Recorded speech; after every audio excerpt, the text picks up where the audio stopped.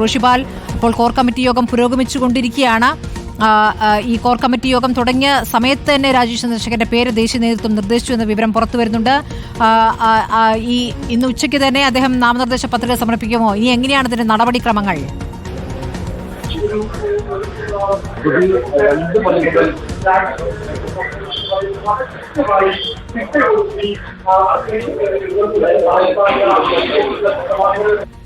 Roshipal, core committee യോഗം നടക്കുന്ന തലസ്ഥാനത്തെ കോർ കമ്മിറ്റി യോഗ സ്ഥലത്തു നിന്നുള്ള വിവരങ്ങളാണ് നൽകിക്കൊണ്ടിരിക്കുന്നത്.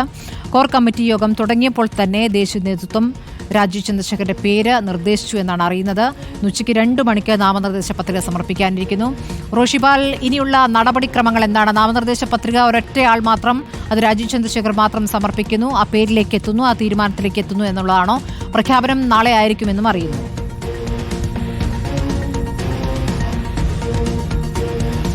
2 മണി മുതൽ 3 മണി വരെ 1 മണിക്കൂറാണ് സംസ്ഥാന കമ്മിറ്റി ഓഫീസിൽ സംസ്ഥാന അധ്യക്ഷ പദവിയിലേക്കുള്ള നാമനിർദ്ദേശ പത്രിക സ്വീകരിക്കുക.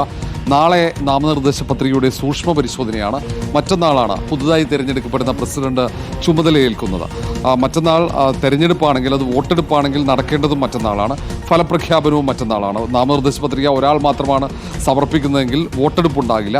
പക്ഷേ ഫലപ്രഖ്യാപനം മറ്റന്നാൾ നടക്കും. തൊട്ടു പിന്നാലെ തന്നെ വലിയ സദസ്സിന് മുന്നിൽ, സംസ്ഥാനത്തെ പ്രാദേശിക നേതാക്കൾ ഉൾപ്പെടെ പങ്കെടുക്കുന്ന സദസ്സിന് മുന്നിൽ സംസ്ഥാന അധ്യക്ഷനായി രാജീവ് ചന്ദ്രശേഖർ ചുമതലയേൽക്കും. ഏറ്റവും പ്രധാനപ്പെട്ട യോഗം നടക്കുന്നത് ഇപ്പോഴും അത് തുടരുന്നു, കോർ കമ്മിറ്റി യോഗം. ഇതിൽ മറ്റു പല കാര്യങ്ങളും നേരത്തെ രഞ്ജിത്ത് പറഞ്ഞതുപോലെയുള്ള ഈ സംഘടന മറ്റു ഭാരവാഹികളെ, സഹഭാരവാഹികളെ തിരഞ്ഞെടുക്കുന്നതുമായി ബന്ധപ്പെട്ട മറ്റു കാര്യങ്ങളടക്കം, അതിൻ്റെ നിബന്ധനകൾ, അങ്ങനെയുള്ള വളരെ വിശദമായ കാര്യങ്ങൾ ചർച്ച ചെയ്യും. കാരണം ഏറ്റവും പ്രധാനപ്പെട്ട വെല്ലുവിളികളാണ് ഇനി BJP സംസ്ഥാന അധ്യക്ഷനായി ചുമതലയേൽക്കുന്ന രാജീവ് ചന്ദ്രശേഖറിന് മുന്നിലുള്ളത്. അതുകൊണ്ട് തന്നെ എങ്ങനെ മുന്നോട്ട് പോകണം എന്നതിനെക്കുറിച്ച് ഐക്യത്തിൻ്റെ കാഹളം മുഴക്കണം BJP സംസ്ഥാന നേതൃത്വത്തിൽ. കാരണം വ്യത്യസ്തമായ അഭിപ്രായമുണ്ട്. നേരത്തെ കെ സുരേന്ദ്രൻ അധ്യക്ഷനായിരിക്കുമ്പോൾ സംസ്ഥാനത്ത് വലിയ രീതിയിൽ വോട്ടിങ്ങിലടക്കം മുന്നേറ്റമുണ്ടാക്കാൻ പാർട്ടിക്ക് കഴിഞ്ഞെങ്കിലും പാർട്ടിക്കകത്ത് ഭിന്നത ആ സമയത്തും രൂക്ഷമായിട്ടുണ്ടായിരുന്നു. കെ സുരേന്ദ്രനെതിരെ ഒരു വിഭാഗം നേതാക്കളെങ്കിലും അവർ ശബ്ദമുയർത്തുന്ന സാഹചര്യം, അല്ലെങ്കിൽ ചില നീക്കങ്ങൾ നടത്തുന്ന സാഹചര്യമൊക്കെ ഉണ്ടായിരുന്നു. ഇനി അങ്ങോട്ട് അങ്ങനെയുള്ള ഒരു ഭിന്നത പാർട്ടിക്കകത്ത് ഉണ്ടാകാൻ പാടില്ല എന്ന നിലപാട് ദേശീയ നേതൃത്വം സ്വീകരിക്കും. മാത്രവുമല്ല, ഒരു നേതൃതലത്തിലുള്ള മുഖമാറ്റത്തിലൂടെ BJPയെ സംസ്ഥാനത്ത് മുന്നോട്ട് കൊണ്ടുവരാൻ കഴിയും, ഇനിയും മുന്നോട്ട് കൊണ്ടുവരാൻ കഴിയും എന്ന പ്രതീക്ഷ കൂടി ഉണ്ടാകും. കാരണം തെരഞ്ഞെടുപ്പിൽ കഴിഞ്ഞ തവണ ഭൂരിഭാഗം മണ്ഡലങ്ങളിലും വോട്ട് വർദ്ധിപ്പിക്കാൻ BJPക്ക് കഴിഞ്ഞു. അതിൽ വലിയ പ്രതീക്ഷ BJP ദേശീയ നേതൃത്വത്തിനുണ്ട്. പക്ഷേ നിലവിലെ നേതൃത്വം തന്നെ മുന്നോട്ട് പോയാൽ അത് പറ്റില്ല. ഒരു പുതുമുഖങ്ങൾ നേതൃത്വത്തിലേക്ക് എത്തണം എന്ന നിലപാടിലേക്ക് വരികയാണെങ്കിൽ രാജീവ് ചന്ദ്രശേഖരനൊപ്പം സംസ്ഥാന ഭാരവാഹികളായി വരിക പുതുമുഖങ്ങളാകാം. അതിൽ യുവാക്കൾക്ക് കൂടുതൽ പ്രാതിനിധ്യം ഉണ്ടാകുമോ എന്നതൊക്കെ അറിയേണ്ടിയിരിക്കുന്നു.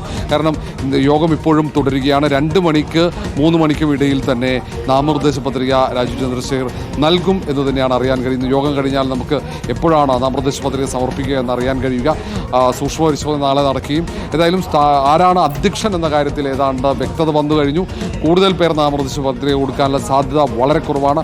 ഒറ്റ പേരിലേക്ക് എത്തുകയും ആരാണോ അധ്യക്ഷൻ അവർ മാത്രം നാമനിർദ്ദേശ പത്രിക നൽകുക എന്ന രീതിയിൽ തന്നെയാണ് ഈ തെരഞ്ഞെടുപ്പ് മുന്നോട്ട് കൊണ്ടുപോവുക. കാരണം കഴിഞ്ഞ കാലങ്ങളിൽ നിന്നും ഒന്നുമില്ലാത്ത രീതിയിൽ BJP സംസ്ഥാന അധ്യക്ഷനെ തിരഞ്ഞെടുക്കുന്ന ആ ഒരു തെരഞ്ഞെടുപ്പ് അത് വലിയ ചർച്ചയായി സംസ്ഥാനത്ത് മാധ്യമങ്ങളിലടക്കം എന്നതാണ് ഈ തവണത്തെ തെരഞ്ഞെടുപ്പിൻ്റെ ഒരു പ്രത്യേകത.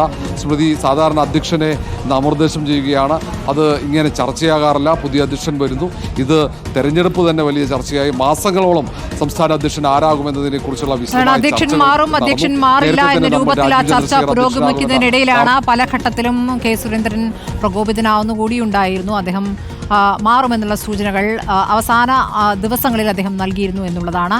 അപ്പോൾ ഏറ്റവും ഒടുവിൽ മാറുകയില്ല, ഒരുപക്ഷെ സുരേന്ദ്രൻ തന്നെ തുറന്നേക്കുമെന്നുള്ള വാർത്തകൾ വരുന്നതിനിടയിലാണ് എല്ലാ പേര് മാറുന്നു, രാജീവ് ചന്ദ്രശേഖറിലേക്ക് എത്തുന്നു എന്നുള്ള കാര്യം അറിയുന്നത്. നാളെ ഇപ്പോൾ കോർ കമ്മിറ്റി യോഗം അതിനുശേഷം നാളെ ദേശീയ കൗൺസിൽ അംഗങ്ങളെയും തിരഞ്ഞെടുക്കുന്നുണ്ട്. നാളെയാകും ഇത് സംബന്ധിച്ചൊരു പ്രഖ്യാപനത്തിലേക്ക് പോവുക എന്നാണ് മനസ്സിലാക്കേണ്ടത്. ഒരു ആക്ടിംഗ് പ്രസിഡന്റ് ഉണ്ടാകില്ല. രാജീവ് ചന്ദ്രശേഖരൻ സംസ്ഥാന അധ്യക്ഷനാകുമ്പോൾ അദ്ദേഹം തന്നെ പ്രവർത്തിക്കും. മറ്റൊരു ആക്ടിംഗ് പ്രസിഡന്റ് ഉണ്ടാകില്ല എന്നുള്ള കാര്യമാണ് ഇപ്പോൾ നമുക്ക് അറിയാനാകുന്നത്.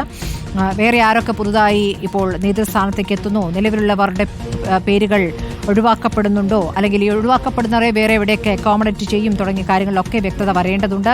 ഏതായാലും ഇപ്പോൾ നമുക്കറിയാനാകുന്നത് ഈ പേര് നിർദ്ദേശിച്ചിരിക്കുന്നത് ദേശീയ നേതൃത്വമാണ്. ദേശീയ നേതൃത്വം യോഗം തുടങ്ങുന്ന സമയത്ത് തന്നെ ആ പേര് നിർദ്ദേശിച്ചു എന്നുള്ളതാണ്. പ്രകാശ് ജാവ്ദേക്കറാണ് പേര് നിർദ്ദേശിച്ചത് എന്നുള്ള വിവരം പുറത്തുവരികയാണ്. ഈ ഉച്ചയ്ക്ക് 2 മണിക്ക് ആണ് പത്രിക സമർപ്പിക്കുക. ആ പേര് ഒറ്റ പേരിലേക്ക് രാജീവ് ചന്ദ്രശേഖർ എന്ന ഒറ്റ പേരിലേക്ക് എത്തും. തിങ്കളാഴ്ച 11 മണിക്ക് കവടിയാർ ഉദയ് പാലസ് കൺവെൻഷൻ സെന്ററിൽ വെച്ചായിരിക്കും ഈ പ്രഖ്യാപനമുണ്ടാകുക. രാജീവ് ചന്ദ്രശേഖർ ദേശീയ നേതൃത്വം അംഗീകരിച്ച പേരായി, സംസ്ഥാന അധ്യക്ഷനായി രാജീവ് ചന്ദ്രശേഖരന്റെ പേര് പ്രഖ്യാപിക്കുക നാളെ 11 മണിക്ക് മാത്രമായിരിക്കുമെന്നാണ് അറിയാനാകുന്നത്. അതിനുശേഷം കേരളത്തിലുള്ള ദേശീയ കൗൺസിൽ അംഗങ്ങളെയും തിരഞ്ഞെടുക്കുമെന്നുള്ള വിവരവും ലഭിക്കുകയാണ്.